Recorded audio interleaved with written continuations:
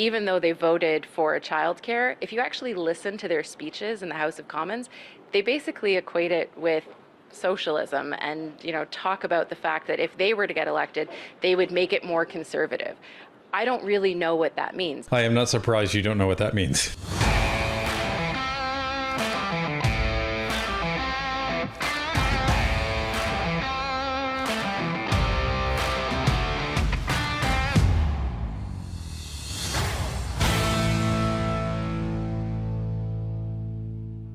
Karina Gould met with reporters this week during the Liberal cabinet retreat.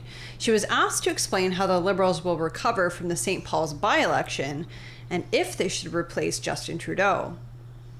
Let's take a look. I know that you haven't been in your role since you've been on mat leave, but you've been out campaigning. You know what voters are saying in the GTA and the mood in Toronto since Toronto St. Paul's. What is your message to the Prime Minister about how you guys are going to get reelected? Well, it's about listening to Canadians, right? It's about hearing where they are right now and understanding where they are right now. Certainly. Oh, sorry. How about I lift this up a little bit? I'm a bit taller than Anita. Look, so I've been on mat leave for the last 7 months, and I'm happy to be back now. But I've been out in my community and listening to folks in Burlington and around Southern Ontario in particular. And what I would say is that, I think there's still this feeling of unease amongst Canadians. Inflation is going down, interest rates have started to come down, and that's a welcome relief. But, people are still finding it difficult, with paying for groceries and mortgages that are being renewed.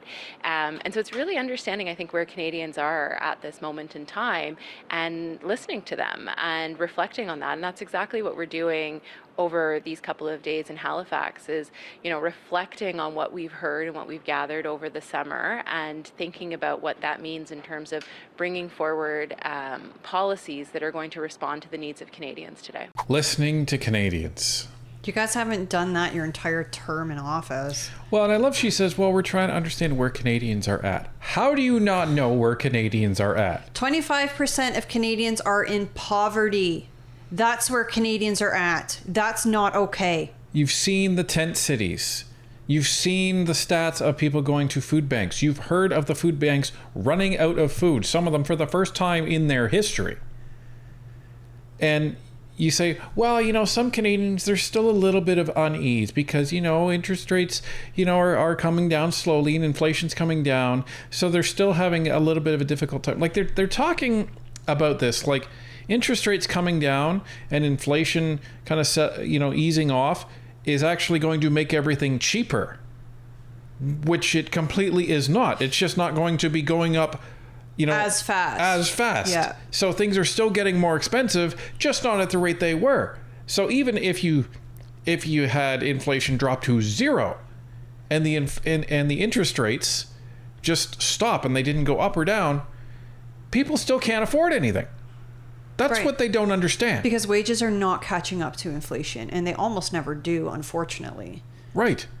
And especially with hyperinflation that we had, they have a long way to go in order to catch up to inflation. So, let's be real here. Some of these products have gone up 100%, 200%, sometimes upwards of 800% in price, and they're never coming back down. So, yeah, Canadians are feeling a little bit of unease. So that's exactly the answer the Prime Minister's been giving. But if you good, he's listening. So was she getting all giddy because he's listening? Is that what I caught? Yeah. That's how flippant is that? Right. My Justin's listening. That wasn't meant as a compliment, Karina. The reporter was like, "Yeah, that's what Trudeau said," and it's a terrible answer. Yeah. Because you're not doing anything to address the problems that Canadians are having.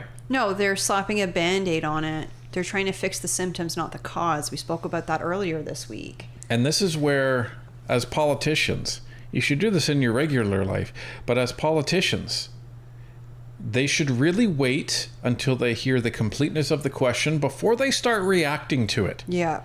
Because Karina, I think, thought that, oh, well, this is going to be a friendly question. No, it isn't. If you look at the polls, the desire for change that voters seem to feel very powerful. And yet all I hear ministers here saying is continue to do the work you've been doing and delivering what you said you would do 9 years ago. So I'm wondering what is your prescription for how you address that appetite for change in the electorate? I think that's a great question. I think the question too, is it change for change's sake, or is it because we need to be doing something differently? When I what she The did? second thing. But do you see what she She did? changed the question to answer the question she wanted to answer. 100%. 100%. And that's what we said before, is as a politician, when they get a question that they don't like, they're going to answer the question that they want to have asked. Right. And that's exactly what she did. Well, is that 100%. really? That's a great question. But is it that, or is it this other question? I'm going to go with this other question that I've decided I want to answer. Yeah. talk to Canadians, and when I talk to people in my constituency, for example, when I hear from seniors about dental care, they like that. They want that to continue. They recognize that if the Conservatives were to get into government, that probably will not continue. I was in a mom and baby yoga class, right? And I was talking to the people in my class. Many of them are getting the Canada Child Benefit, right? That is helping them with the high cost of living. Many of them are taking advantage of the 18-month parental leave that we put in place. And almost all of them are accessing the lower child care costs. They've found a space and they're getting those lower child care costs. They want those things to continue. They don't want those things to go away. And the question is, what is the change that Canadians are looking for? It's not those changes in policies, because those are making a real tangible impact for Canadians. Are you joking? Like, seriously, are you joking?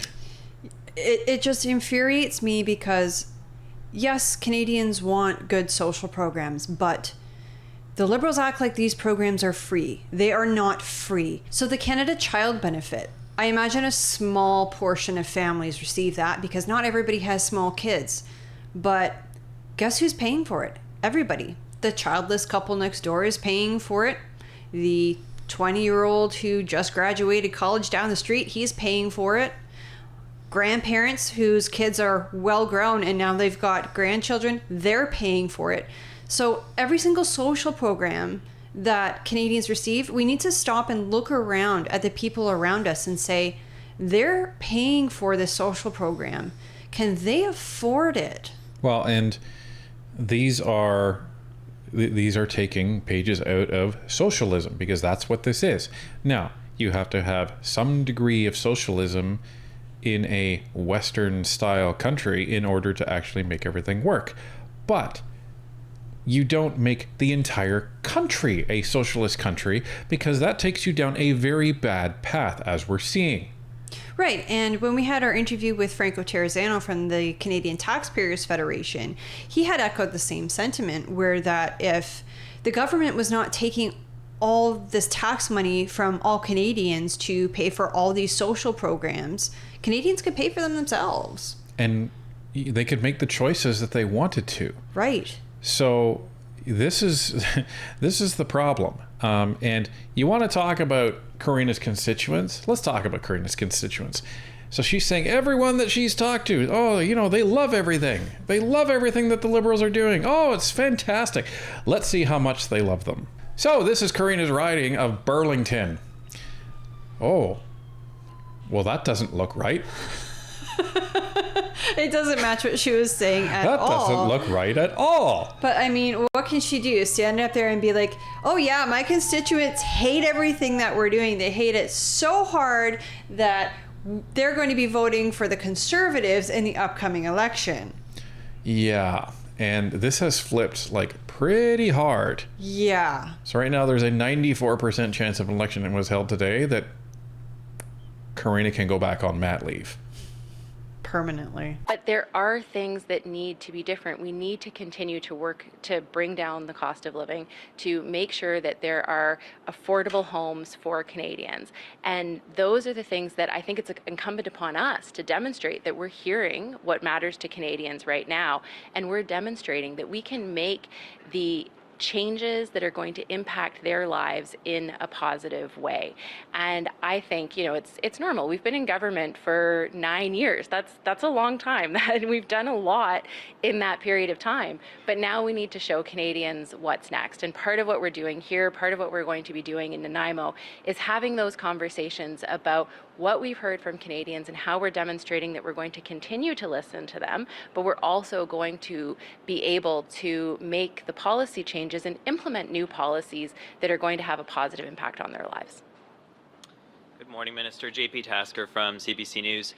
How confident are you that the NDP Supply and Confidence Agreement will hold until the end of June as originally planned? And what do you have to do legislatively to keep them on side? Well, we've signed the agreement till the end of June. So as far as I'm concerned, that's something that has been signed and agreed to. And so I'm going to be working on that premise. And I have a great working relationship with Peter Julian, my NDP counterpart. And we're going to, we have some things that are still left in the SACA to move forward on. Of course, we're going to keep pushing in that direction, but I'm fairly confident that that agreement is a good agreement, it's a strong agreement, and we'll get to the end of June. I think it's a good agreement and a strong agreement until the end of February, wouldn't you say? I think so. Until Pension Day. Yep. You can bet that Jagmeet has He's got it circled on his calendar. February 28th, sure. Circled as it, and there's dollar signs all around it, and smiley faces, and Canada with an X through it, stuff like that. That's probably all on his calendar. But politically, the Liberals don't really care about the Supply and Confidence Agreement this late. Like, they really don't. Well, and also politically, they don't really have time to be pushing any new legislation through the House. No, and she said, there's some other things left. You don't have time to get it done. You don't. You really don't. I mean, we spoke to some MPs this past weekend, and the answer is no, you don't have time. Like, if you introduce a bill like September 16th, when the House resumes, it's not getting done. Like, it is not getting done. Remember, it has to go back and forth through the House and the Senate, and it has to go to committee, and all this stuff. It's not getting done. Right. Speaking of the U.S., you might have seen that the Democrats, of course, swapped out their leader for someone new, and Kamala Harris is enjoying kind of a wave of popularity, and she's surged in the polls and is now competitive with Donald Trump, and there's a lot of enthusiasm among party members. Have you taken anything away from that for the Canadian example? Does that give you pause and make you think maybe we should do something here and swap out Trudeau and go for somebody who could revive the Liberal Party fortunes here? Good question. Look, Canada and the U.S., although there are similarities, there are a lot of differences. And, just because the Democrats do something in the United States does not then mean that we should be doing that here in Canada as Liberals. What I do think is that progressive voters are looking for that continued hope, right? That continued ability to make progress, advance how we are building a inclusive and progressive society and economy. And I think, what our job as Liberals is to demonstrate to Canadians that that's the path that we're on, and that's the path that we must continue on, because we do face headwinds from, to be honest, some pretty extreme right-wing views in our own country right now. And so let's make sure that we are putting forward that plan, that agenda, that vision for Canada that I believe Canadians want to choose. There it is, folks. There it is. We're the extreme right-wing view that, talks about the fact that, I'd like to actually be able to afford my house. What an extreme view. Yeah, I'd like for my son to grow up and not have to pay the country's debt and his kids and their kids, etc. Yeah, what an extreme view. What an extreme view to want our son to grow up and not be demonized just because of the color of his skin and the gender that he was born with. Not assigned with, born with. Just saying. It's radical to say, you know what? The carbon tax is a myth. It is false, because $200 million to facilitate the thing, yet you're saying that it's a net benefit for Canadians, even though your parliamentary budget officer has said it absolutely is not. And it's totally radical to say that people should be given jobs based on their skill level and their competency, and not who they are, what they look like, what's between their legs. Not based on discrimination, basically. I'm Minister Mackenzie Gray with Global News. Just going back to the answer they gave to Tonda, you outlined some of your greatest political hits. You're talking about childcare, dental care, child benefit. Is it, in your estimation, that this is just a communications problem for the Liberals, that you need to sell these things you've already done better, or that fundamental political change needs to happen to get those voters that you used to have back on side? I think there's a little bit of both, right? I think on the one hand, it's recognizing that these things don't just happen, right? You have to have a government that is committed to improving the lives of Canadians in real and tangible ways, to get things like childcare, to get things like the Canada Child Benefit, and to get things like dental care. We know that Pierre Poilievre and the Conservative Party of Canada and their members of Parliament are against those things, right? Even though they voted for childcare, if you actually listen to their speeches in the House of Commons, they basically equate it with socialism and, talk about the fact that if they were to get elected, they would make it more conservative. I don't really know what that means. Because it is socialism. I am not surprised you don't know what that means. It probably means, more fiscally responsible. That's probably what it means. Right, because again, who's paying for all this? Right, the taxpayers. So, and it probably means as well is that there would be more of a partnership with the provinces, because what the federal government essentially did is they said, we're going to implement this program and it's going to be a national program. But a lot of the burden they dumped onto the provinces to pay for. You're talking in terms of the $10 a day daycare? Yeah. Yeah. And they're probably taking the same approach with pharmacare, and they're probably going to take the same approach with the national, quote unquote, school lunch program. Well, and I just want to point out that childcare, government funded childcare, or at least government subsidized childcare, was part of the Century Initiative. Yep. It was one of their core tenets. And all we've seen, especially in Ontario, is daycares closing because the funding model changed and they weren't getting enough to actually cover their expenses. So they were either having to opt out of the $10 a day child program, or they were closing their doors. And there is article upon article upon article. Now, the federal government is blaming the provinces, and Michelle Fieri actually called this out when it was in debate. She said, you just wait. When this fails, they're going to be pointing at the provinces. The Liberals are setting it up so that when this fails, it's on the provinces' backs. They're going to be the fall guys for all of these shortcomings that everyone is ringing alarm bells about. It's not just Conservatives. Just Google it. Just Google childcare. Every single day, there's an article about this. And sure enough, that's what happened, because they didn't work with the provinces properly and partner with them. And the consultation wasn't there. So this is what you have now. And now you're having all of these kids on wait lists. So I find it miraculous and downright BS when Karina Gould says, oh, I've talked to all these parents and they have they all found a space for their kid. Sure they did. I don't buy that for a second. There's women in my Facebook groups, like my local mom groups, that, they're 3 months pregnant and they're already signing their kids up for daycare because they're worried that they're not going to have daycare available when that child is a year old and it's time for mom to go back to work. Right. And some of them, there's a 2 or 3 year wait list to get in. Right. So don't even. And it's just, it is laughable that they don't even know. Well, they darn well do know. And they're just being obtuse about it and trying to gaslight everybody. Well, evidently, everyone in your riding, or at least a good chunk of them, the majority, is not falling for your crap. Because when I speak to Canadian parents, they like having access to a quality space, and they like having access to an affordable space. So yes, we have more work to do, right? We absolutely have more work to do to build more spaces and to make sure that it's accessible to every Canadian child that needs a space. But throwing out the system is not a solution.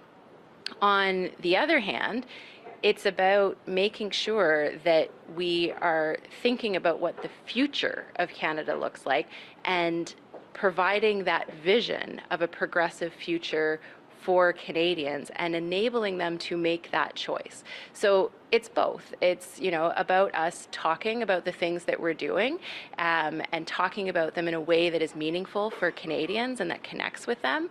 But it's also about listening and responding to the needs of Canadians and sharing what our vision for the future is. Sharing what our vision for the future is. That sounds like Century Initiative talk. Sure does. Sure does. And I love how she says, we're going to listen to Canadians and then we're going to tell them what we're going to do. Well, she's not thinking about future generations when it comes to our national debt. Nope. Not at all. No. It's just, look at all these great programs we can put in. Who is paying for it? Well, evidently nobody, because they say it's free, right? Right. It's always free. Just it like the free vaporizes out of thin air. Like the free dental program. Do we have to go back to that? Because we will. Free dental care. Free dental care. Free dental care. Free dental care. Free dental care. Free dental care. Close to 100,000 seniors have gotten free dental care. This is not free dental care. Yeah, that's absolutely true, David. It's not a free program. Yeah, Mark, it's not free. Just like the $10 a day childcare is not $10 a day. Let's get real here. You are paying for it through the nose in your taxes, just like you're paying for everything else. So, but she mentioned Anita Anand earlier on, and we caught a little bit of her talking to reporters as well. Great with Global. After Toronto, St. Paul's losing that by-election, how concerned are you about your seat? And when you talk with your colleagues from Toronto and folks in Toronto, why do you think the Liberals were not able to connect with voters in a safe Liberal seat? Well, Mackenzie, I appreciate the question. Let me tell you, I was out knocking on doors in Oakville, Ontario this weekend, just before getting on a flight to come here. And I will say that voters in Oakville, Ontario actually care about climate change, and they believe that it exists. Voters in Oakville, Ontario also like to see support for our senior citizens in the form of dental care and pharmacare, and support those measures. And voters in Oakville, Ontario are favorable about our investments in healthcare and the green economy writ large. So I would like to put on the table that we have a lot of work to do across the country in every riding, but I'm looking forward to fighting hard for Oakville. Anita, it doesn't count if you knock on the doors of your relatives and friends. Well, I was going to say, voters in Oakville care about climate change. And then I hopped on a plane to, where are they, Halifax? Yeah. This is why I don't buy the climate change narrative, because if it was as bad as the politicians were saying, they would not be flying around the country all the time, going here and there to constituencies and then to retreats and summits and then to Ottawa. I mean, take, for example, look at smoking. Nobody smokes anymore. Hardly anybody smokes anymore. I know very few people who smoke, and when they do, they don't smoke regularly, because we all know it's bad for you, right? But you have the politicians saying climate change is real. We have to reduce our carbon footprints. We have to do this. We have to do that. You're going to set the can on fire by getting in your car. But they're not changing their behaviors. Right. Like, are they taking rickshaws everywhere? No. Are they taking horse and buggy everywhere? Are they taking bicycles everywhere? Are they walking everywhere? No. They're flying everywhere is what they're doing. Right. They're not, and they're not following Terry Fox's example and running everywhere either. So, they've even gone so far as to take Terry Fox off of the passport, but that's a completely separate video. Yeah, that's a completely separate issue. And let's just see, because she's making it seem like, oh, Oakville's fine, everybody. Is it? Well, let's take a look. So, we don't know which riding Oakville has been split into, but here's Oakville West, everybody. So this has a almost 10% lead for the Conservatives, 90% chance of winning the riding if an election was held today. And this is Oakville East. So, she can choose to run for either or, and it doesn't really matter because she's going to get the same result. That's right, because Oakville was its own riding before, was it not? Yeah. It was just Oakville before. So now Oakville is Oakville East and Oakville West. Thank you, immigration. So this is what you get. So which one you want to pick, Anita? There's an 11% lead in one and 9% in the other. Well, I guess you can go over the 9% and count your Try your chickens. luck. Yeah. And take your rickshaw everywhere. But people aren't buying it. But this is, I wish an election was tomorrow, because the satisfaction of seeing every one of these lying pieces of garbage lose their jobs and get fired by Canadians is going to be the best day in the last 10 years. That's for darn sure.